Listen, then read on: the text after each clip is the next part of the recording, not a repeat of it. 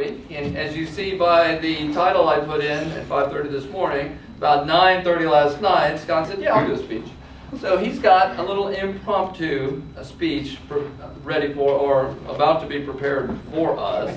And evaluating the impromptu speech by Scott will be Doug Davidson. Doug, can you please introduce Scott and his speech, please? Scott's very brave. I'd never do this. And the title of his speech is All Things Possible, which is very apropos. He wants to, it's a 5 to 7 minute speech. He wants to watch his ahs and ums. He wants a speech to be clear, good eye contact, and good organization, which is to be commended on an impromptu. Scott Harper. Excellent. Thank you, Doug.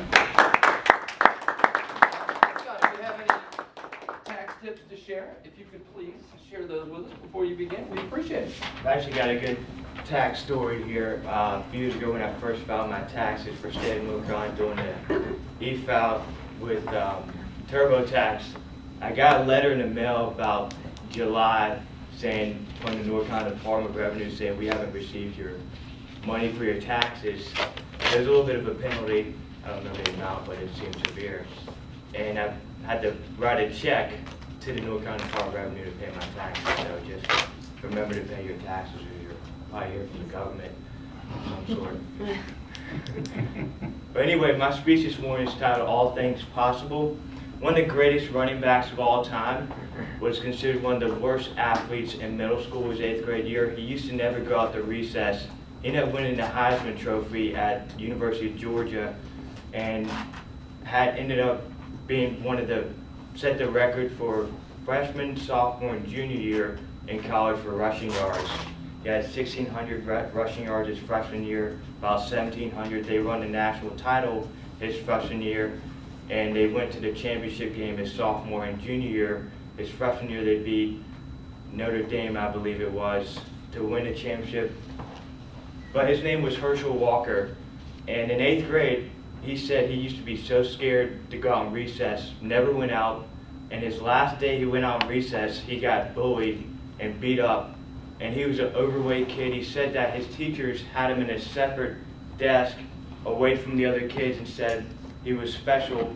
Well, he ended up being very special, and his summer, the day after he got beat up, he said that'll never happen again, which he never did. He ended up training and working out with a coach who worked with his older brother, and he would do about 5,000 sit-ups and push-ups a day. And he ended up running. The coach actually tied a belt around his waist with a tire and would put a 10-pound weight in it. He would run around a dirt track. And he ended up being a 4.3 40-yard dash guy. Ran track in college against Carl Lewis. Beat him in college in the track meet, and was 220 pounds. And by the time he got to 9th grade, he transformed his body over one summer. And the coach said, I can never challenge a guy, no matter what I told him to do, he'd do it. I said, look, Hirsch, we need to get your grades up. Next thing you know, he's high school valedictorian of his senior class going to college. And so he did, he had 86 touchdowns in his college career. Think about 8,000 rushing yards, 5,000 his senior year. The coach said he would just run over everybody, his own players, everybody on the field. And he said, growing up, I felt like I was never good enough. And he said, I never wanted anyone to think I wasn't good enough. And he said that was like his driving force. He ended up being #1 pick for the UFL. He turned pro after his junior year and played for a team that Donald Trump bought. And that he signed the largest contract at that point in time for a professional athlete of about $4 million in 1981, I believe it was. And so part of the story really resonated with me personally in a lot of ways. I can think back a few years ago when I worked at a shoe store, and that was a very humbling experience. There's nothing wrong with working retail, but I had a college degree, and I can remember when I took the job at Fidelity a few years ago, there were a lot of people who never thought I'd make it. And I told myself recently, I'll never let myself get in that position ever again, where people question my ability. And 2 years ago, I started really working out, training, and did 44 miles of back road this past weekend, which I did last summer in July after starting last March of last year biking, in 3 hours and 4 minutes. So my goal was to get to a 100-mile ride in the fall, and I'm going to do 60 miles this week, and I didn't do enough last weekend on my personal goals.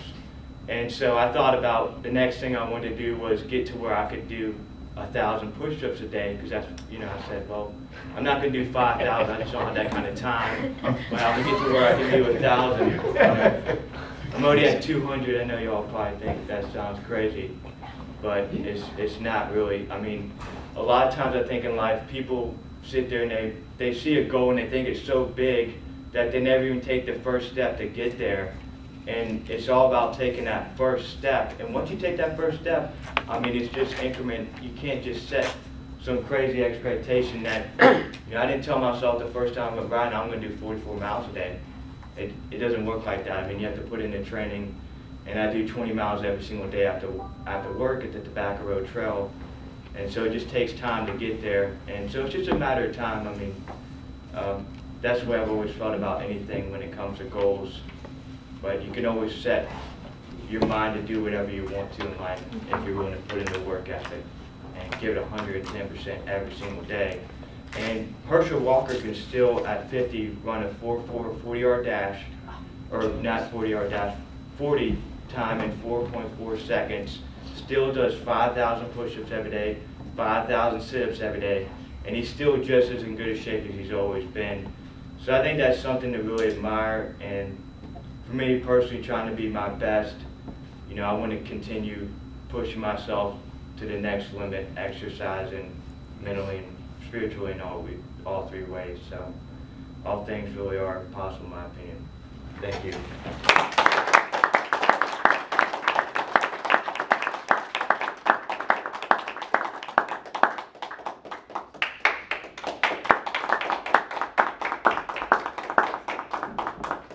Thanks, Scott. Excellent. What a wonderful impromptu speech today. Kelly, did both of our speakers qualify?